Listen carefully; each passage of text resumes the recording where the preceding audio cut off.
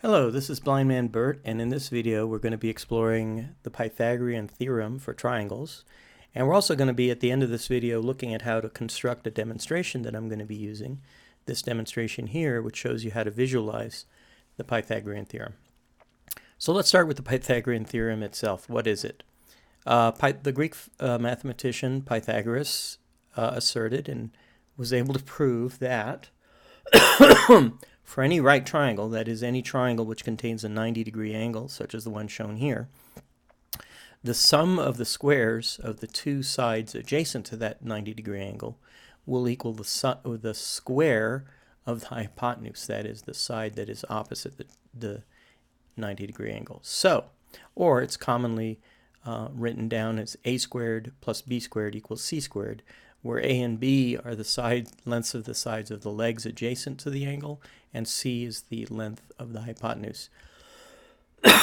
So we happen to have a 90-degree triangle here, in which the sides are 3 and 4 and 5. That's possibly the most commonly known Pythagorean triple, where you have 3 and 4 and 5. Let's see if the Pythagorean theorem holds true. If we square 3, we get 9, which is represented by the area of this square right here. If we take 4 and we square it, we get 16, represented by the area of this square down here. And if we take 25 and we square it, we end up with, if we take 5 and we square it, we end up with 25. And sure enough, 9 plus 16 equals 25. Now this holds true for any triangle with a right angle in it. The sides do not necessarily have to be precisely integer valued numbers. So for example, here we have 4 and 4. That is 4 squared here is 16. 4 squared is 16. Then you have 32. This side here is the square root of 32, which can be reduced to 4 times the square root of 2. Well, if we pull out a calculator, let's see what 4 times the square root of 2 is. I'll say 4 times 2 square root. There's the square root of 2 right there, which is a irrational number, an algebraic number, which goes on and on without repeating the digits in decimal form. So we end up with 5.6568542 blah blah blah. It just goes on forever and ever and never stops, which GeoGebra has rounded off to 5.66. Okay, let's try another one. How about if we go here? We see 16 and 25 makes 41. We end up with another odd square root here. But these don't even have to be integer valued. As long as, and incidentally, I find that GeoGebra has a little anomaly in that if you try and pick, it won't snap to non-integral numbers between 2 points. It'll only snap to the integer numbers unless I'm using the scroll wheel here, unless you zoom in, and now you have more ticks available. Now we could set this to, for example, 3.8 precisely, and it'll snap in place. So with that constraint in mind, that in order to make a 90-degree angle here, we actually have to snap the points B and C to the x-axis. This would have to be, we would have to zoom in if we wanted to make it a non-integral value. And you can zoom in as much as you want to get as many digits of precision as you want. So, are these the only integer triples, 3, 4, and 5? No. If you go to Wikipedia and look up Pythagorean triple, or you can also go to Wolfram MathWorld, which is mathworld.com, you'll see they list a whole bunch of Pythagorean triples, many of which may be obviously multiples. So 3, 4, 5, if 3, 4, 5 is a Pythagorean triple, then 6 and 8 and 10, multiplying each of those by 2, will be as well. Let's try the other ones here on the first line, 5 and 12 and 13, for example. So 5 is up here. Snap. 12 is over here. And we see that indeed, let me zoom out a bit, 5 and 12 and 13 are a Pythagorean triple. We have 5 squared is 25, 12 squared is 144. You add those up, and those are a perfect square, 169, which is 13 squared. Let's try the next one. 8, 15, and 17. So we just have to bump this up to 8 and this over to 15. And sure enough, we see 8 and 15 and 17. And you can do the math if you'd like to double check. 64 plus 225 equals 289. This is a perfect square. And finally, perhaps my favorite only because it's the biggest one that I can remember from high school. If we zoom in a little bit, so we get 7 there on the list, and we have to move things over a little bit. We get 7, 24, and 25. And I just like that one just because these are big numbers. So you have 49 and 576 and 625, and sure enough, 625 is the perfect square of 25. So the Pythagorean theorem holds true for any triangle in which there is a right angle present. The corollary, the reverse, is also true in that if you find a triangle, you're not sure what the angles are, but you find a triangle in which the squares of 2 of the sides add up to the square of the third side, then in the reverse direction you know that the angle opposite the largest side is a right angle. So the reverse holds true. It only works if there is a right angle in the mix. Let's also explore what happens when, for example, we get kind of extreme cases. If we get a case in which, let's say, the angle disappears to 0, then obviously this square equals this square. So it's kind of an extreme where one side is just basically non-existent. And then that side squared, which is 0, doesn't participate in the addition. So you're just basically saying this line is equal to that line. The other extreme is if we were to fold it out. Let me put this up. Let me zoom in for a bit. Hold on. Yeah, I'm having a little trouble grabbing these points now. So let me say, let's set this up to 10 up here. And let me grab this other point here and collapse it down so that the triangle is, the angle now is 180 degrees, if I've snapped it correctly. Yeah, so now we've kind of collapsed the triangle the other way, where one of the angles becomes 180 degrees and the other two become 0. We see that in this case, the two sides combined add up to half of the square of the side of the other side. Now, why am I bringing this up? Because it's actually interesting to explore what happens when we don't quite have a right angle here. Where do the squares go? Because that's actually kind of useful to kind of categorizing the types of triangles you have. We have, in the sense of this discussion, 3 types of triangles. We have acute triangles. That would be where all of the angles are less than 90 degrees, such as I've just done here. We have right angles, in which one of the angles is precisely 90, and the other two must add up to 90, as it turns out. And we also have triangles which are called obtuse triangles, where one of the angles is greater than 90 degrees. So this, what we're actually looking at here, is something not usually talked about when talking about Pythagoras, but it's useful to realize that you actually have 3 different cases when you look at the squares. When the squares are exactly equal to, when the squares of 2 sides are summed are exactly equal to the square of the third, that's the case where you have a right triangle. When you have a case in which the sum of the squares of 2 of these things is greater than the sum of the square of the third, then that's the case when you have an acute triangle here. So, for example, 25 plus 13 is 38, right? 38.63 in this case, and that's greater than 32. Or if I added these 2 things up, clearly that would be bigger than this. Or if I added these 2 things up, that would be clearly bigger than this. So in this case, if you take any 2 sides, you add them up, that's going to be bigger than the square of the third side. And that's true for any acute triangle. Try it. You can move these points around to wherever you want. You take an acute triangle, it's always going to be the case. For example, here, oh, it doesn't work. Oh, because this is an obtuse. Yeah, this angle here is over 100. This angle here is over 90. Aha! I did something I didn't mean to do. So, for example, this would be an acute triangle here. 13 plus 11, 24. That's bigger than 18. True here. Now, if you have an obtuse triangle, that's a triangle in which there is an angle that is over 180 degrees, such as this angle right here.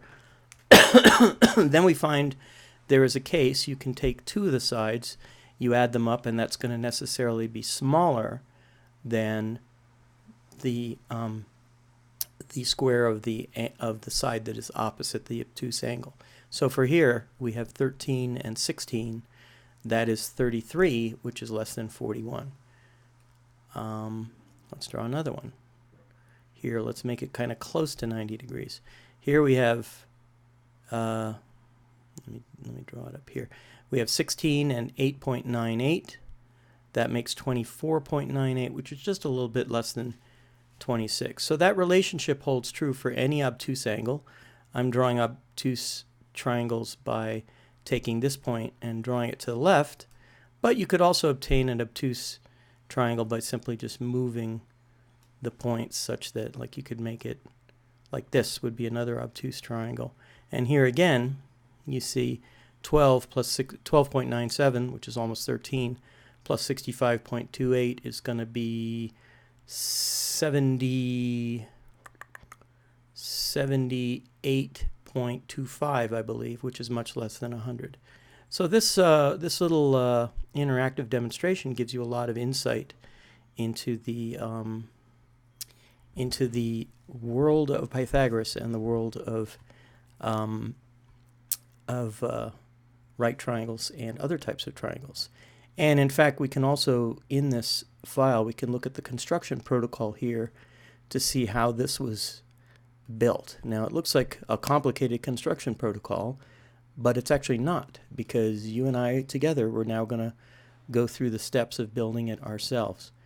If we say in GeoGebra, File, New Window, we get a new window here, and we want to pick the algebra view, which brings up these nice axes that we can make use of.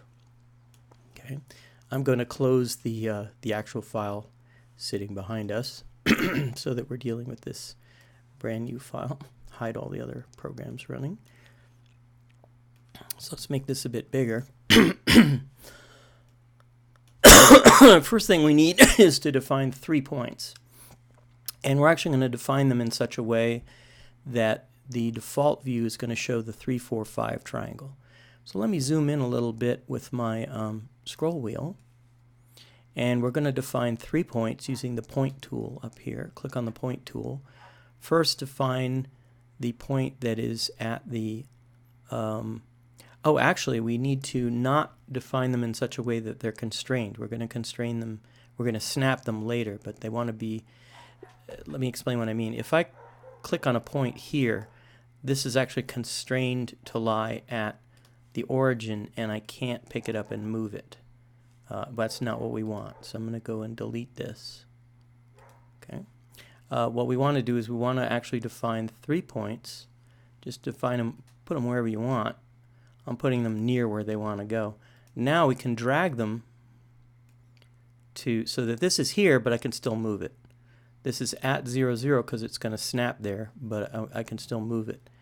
This one I want to put at 3, 0, 3. And this one I could drag it there, but I'll show you, you can also alternatively double click on where it appears in the algebra view and just simply type in 0, 4 enclosed in parentheses. So that, oh, I didn't mean 0, 4, I meant 4, 0 to put it on the x-axis. So that gives us our nice vertices for this triangle that we're going to build. We're not actually going to build the triangle using the polygon tool. Instead, what we're going to do is we're going to build 3 squares coming off this side. So for that, we're going to use the regular polygon tool under the polygon tool menu here. And what this wants you to do is it wants you to click on 2 points, and then it will ask you for how many sides you want. And it's important for us to go in a certain order because it always builds the polygon in a counterclockwise fashion. So if we pick point A and point C, that's going to do what we want because the polygon will be built in this direction. If we were to click point C first and then A, it would go in counterclockwise order and build it going off in this direction, which is not what we want. So here's what we do. We click on point A, we click on point C, and then it asks us how many vertices do we want in the new polygon. We say 4, and there's our lovely square. We're going to change the way it looks in a moment. Now, and incidentally, you'll notice that after doing that, the tool reverts back to move, which is kind of a bug in this program, I think. So go back and click on the regular polygon tool, and now click on C and B, select 4 vertices, and there's our second square. Now click on the regular polygon tool again, now click on B and A, and select 4 vertices. And we're almost done with the squares. We just simply need to change the way they look a little bit and how they're labeled. For one thing, we want to see not the names of these polygons, poly 1 and 2 and 3. We want to see their value, which is their area. So if we right-click on the polygon group here in the algebra window and say Object Properties, instead of seeing the name of these things, we want to see their value. And now we see the areas of each of these. We also have a number of auxiliary points that were defined. You'll notice in the main view it's not showing auxiliary points, but what auxiliary points are things that are automatically built as part of some construction you're making. So for example, the points A, B, and C we built by hand, but all these other points, D and E and F and G and H and I, they were all built as part of the polygon constructions we made.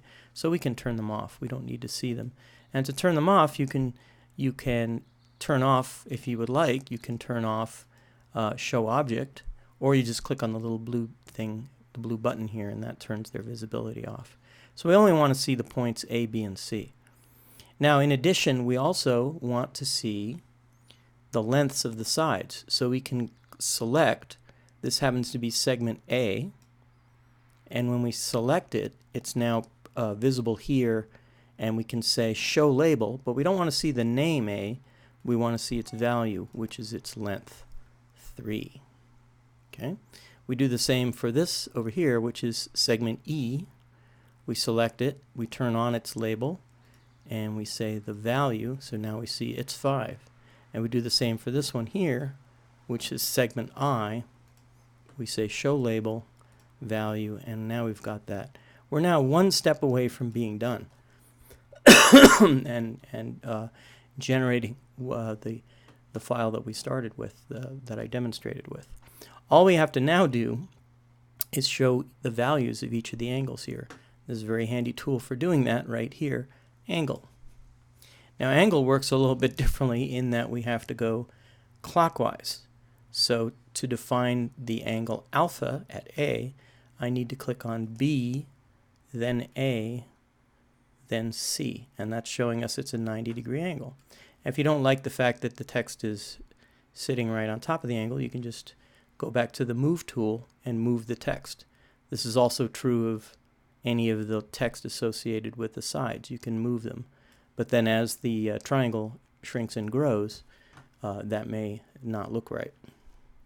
So now we go to this here, and we want the angle tool again, and we want to do the same for angle beta, which is going to be the angle at the vertex B. So we have to go in clockwise order, which means C, then B, then A, and there's our angle, 36.87 degrees, which if we use the Move tool, we can make it a little bit more visible. Go back to the angle tool. Now we're doing for angle gamma at point C. We go clockwise, A, C, then B, and we have that angle there. Gamma equals 53.13 degrees. So this is exactly where we started from. This is the file that you can download, and you've learned to reconstruct it yourself. So now, knowing how to reconstruct something like this, a nice scientific, or I should say mathematical visualization, If there's another mathematical relationship that you want to demonstrate and have it be interactive, I find that GeoGebra is a wonderful way to do that. Now, I would also I'll put a link in, but I would also like you to look at the famous 1950s film by the filmmaking team, Bruce and Catherine Cornwell, who were friends of mine, and their son Eric has produced a wonderful collection of their videos online, and I'll include that. Look for the video online called, I think it's called "Is It So, Pythagoras?" But don't quote me on that. Or I think it might be called "Perhaps It Is So, Pythagoras." In any case, it's a wonderful film, and should definitely check it out. And I'll definitely be producing more GeoGebra 5 based demonstrations in the future. Thanks for watching.